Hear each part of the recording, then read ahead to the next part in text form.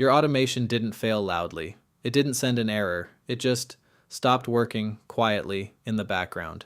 And because the whole point of automating something is that you stop watching it, you had no idea. That's not a technical problem. That's a trust problem. I'm Alex, just one person, obsessed with finding what works. Let's claw back your time. AI does the heavy lifting. I make sure it's real. Last episode, I built something that pings my phone the moment a hot lead lands. It's been running for weeks, and that raised a question I hadn't answered. What happens the day it breaks and I never find out? Here's the pattern behind this. The more you automate, and especially the more you hand steps over to an AI agent making its own calls, one after another, the more places there are for something to quietly break. Every extra step is another chance for one link in the chain to fail. And a silently broken automation is worse than no automation at all. The whole reason you built it was so you could stop checking it by hand. So when it breaks, you don't hear it from the workflow. You hear it from a customer or a lead you lost days later. This is why I don't believe in fully hands-off automation. It should still be able to tell you the moment it needs a human, not run blind forever, hoping nothing goes wrong. That's not optional. That's the whole deal. So the obvious fix is just email me whenever anything fails. Here's the part most people miss. If every tiny hiccup pings your phone, you train yourself to ignore your phone. More alerts isn't the fix. It's usually the reason people stop trusting alerts at all. So here's what I actually built, a workflow I call the Universal Error Handler. You don't run it on its own. You attach it to any other workflow you already have.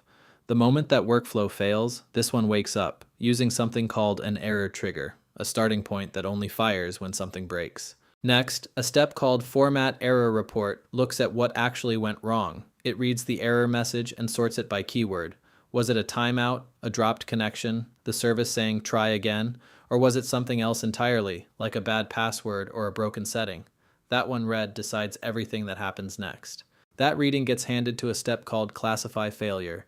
Think of it as a fork in the road with 3 paths, and this is the part that actually matters. Not every failure deserves the same response. Some should stay quiet, some deserve a warning, and some need you, right now.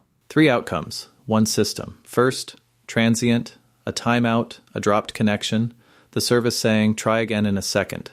That's expected to heal itself so it stays silent, no alert.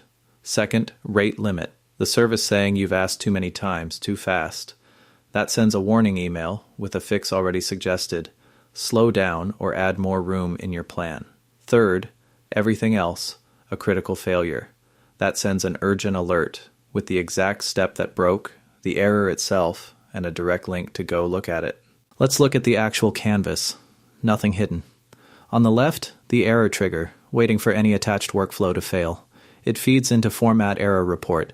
This is the small piece of logic doing the reading. Inside, it's just checking the error text for keywords. Things like timeout, econ reset, or the numbers 502, 503, 504 mean a transient blip. The service just needs a second. Something like 429, or the words rate limit or quota, means you're asking too fast. Anything else falls into the critical bucket by default. Better to over-alert on something serious than miss it. From there, it hits Classify Failure, the 3-way switch. Watch. One path goes nowhere, on purpose. One path builds a warning email with a suggested fix already written in, and one path builds an urgent email. The failed step's name, the exact error, and a link straight to that failed run so I can click in and see exactly what happened. Now here's the part that makes this reusable. Attaching it.